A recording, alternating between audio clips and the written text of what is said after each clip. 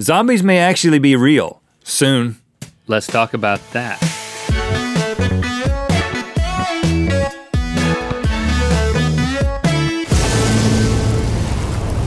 Good Mythical Morning. Now, as you know, this is Halloween. We are halfway through Halloween, and things have already gotten a little spooky. Neck deep in Halloween. But things are gonna get even more sensitive. I'm giving a little warning to those of you out there who may be a little bit more sensitive because we're And he's being serious. Yeah, I'm being serious because we're gonna be talking about experiments to bring people back from the dead, both people and animals. And Real we're gonna be life showing zombies? and talking about some of those experiments, including showing some videos of animals being experimented on. Now, if you're sensitive to that, A, I don't blame you. And B, you may want to skip this episode. But if you want to embrace your inner Halloweeny, then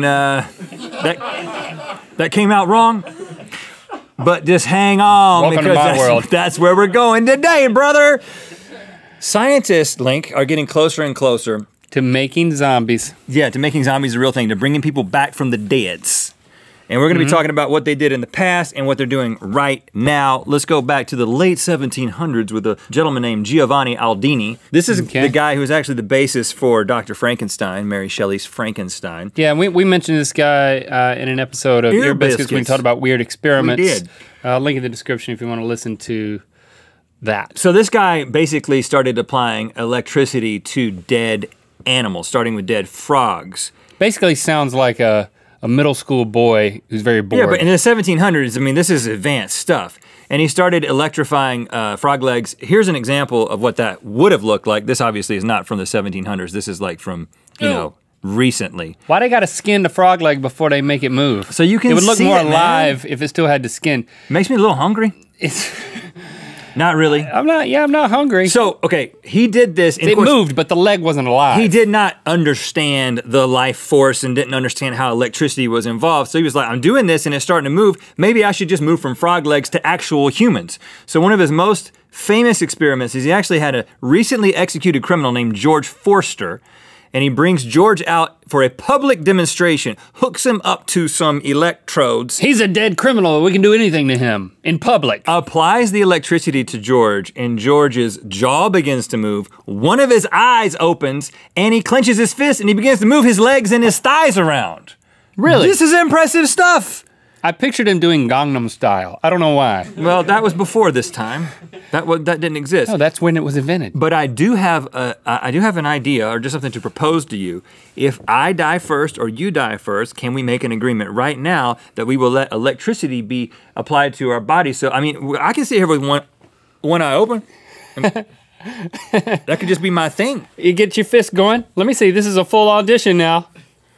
And can you speak, or am I gonna have to pantomime? No, I'm just there for the I'm with this. Yes, you're You're hired. gonna have to do it too.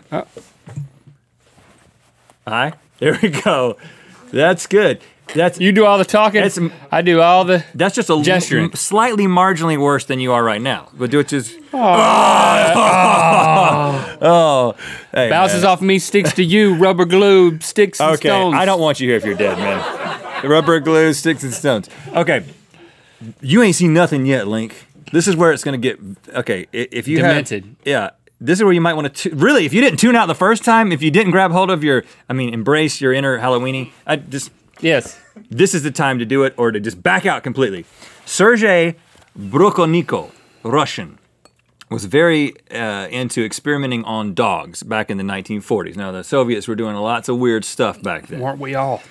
And they did this thing. Doing weird stuff. You may have seen this video because it's been on the internet for a while, where they hooked a dog up to something called the autojector, which is basically an artificial heart and lungs machine. It circulated blood. And they air? Hooked, it was artificial heart and lung machine. Yes. So they hooked a dog's head up. I'm just gonna let you watch it. Again, look away if you don't want to see this. This is just the head of the dog? Just the head of a dog hooked up to a machine. Oh my word. There's the two pumps. Now, that's a cartoon, but this is the actual footage. No. Now, you may think, as you can see, that dog's head is biting a brush. Is responding to the stimulus. It's blinking its eyes. It's licking its lips. That is just a dog's head. It's responding to light. It's like a sleeping dog head that's like licking peanut butter off a Q-tip, responding to hammers. They're hitting the hammer next to it and making it move. Now, this is a very difficult thing for many people, including me and Link, to watch. Now that I have a dog, but this is last time I watched this, it didn't faze me. Now, there's a controversy around this video because some people just can't believe that it actually happened. They can't believe that it's true. They think it's some sort of propaganda video. But it's actually not that far-fetched to think that for at least for a period of time, if you were to get a clean cut on a dog's head and you were to hook it up to this machine that still provided blood flow and oxygen, that it could actually continue to function. So I personally think that it's real. They put peanut butter like on the dog's mouth. Where'd the peanut butter go? Did it just slide out the back? I think it did. I think it just dropped on the table. It just slide on the back. It's recycle it. But here's the question for us. Here's the question for us. Now, this auto-ejector technology is not something that's in use today, but if you had to make a choice between no jade or just jade head, what would you do? I've thought about this in terms of Barbara already. Well, that's not my favorite part of jade. What's your favorite part? Like the body. I mean, I pet the body. I'm gonna do the inverse. You just want the dog's body? I just want to pet the headless body. But it's gonna be hooked up to a machine. Yeah, it'll have like a robot head.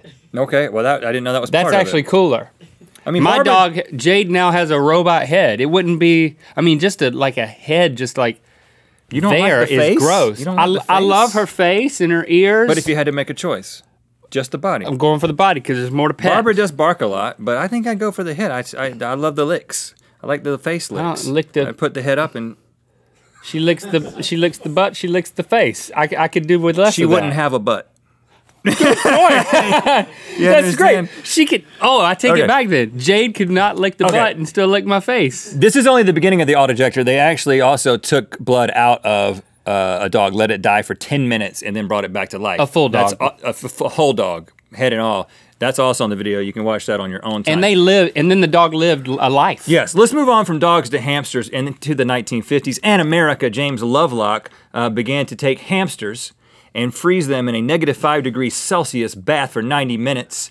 Until hamster sickles. Yes, until he had hamster sickles, and then he would take a hot spoon and apply it to their chest to get their heart to start beating again. And he succeeded in doing this. Frozen hamster, hot spoon, brings the hamster back to life. And this is his picture now? This is him now just grandpaing it up? Yeah. I mean, look at that smile. He doesn't look like the guy who would like freeze and fry hamsters with a spoon. Well, he was. He did. He was in his younger days. And he also started to realize that he was hurting as if he wasn't already hurting the hamsters, he was hurting the hamsters with the hot spoons. And so he modified a radio transmitter to emit microwaves and began to microwave the hamsters back to life. And he actually claims to be an integral part in the invention of the microwave. So every time you have a freaking hot pocket, think about those little hamsters. Well, yeah, there is the moral dilemma. That also explains why there's a hamster thaw button on my microwave. Now you always wonder what that was. Yeah, now you know what the hamster button's for. Well, I knew it was for thawed hamsters, but I didn't know why. This does raise an interesting ethical question. We can't gloss over that point. Let's not. Because this dude and other people like him did these experiments on innocent little animals, but now you have endless hot pockets and little pies that you can warm up. And when you got some breakfast sausage, you get breakfast sausage and you get it real quick because of some little hamsters. Right. How does that make you feel? I mean, there were years that I cooked exclusively in a microwave. I would be dead if it weren't for these hamsters' sacrifice. Okay, well, I'm about to make it even more personal, Link, and more current, because right now, as we speak, there are companies, Revita Life Sciences and BioQuark, who are collaborating to bring humans back to life from the dead. Yes. Now, there are people out there who are completely brain dead. The definition of being dead in a hospital setting is when there's no brain activity. Now, you can, of course, continue through a respirator, ventilator, and some other machines, continue to keep people alive.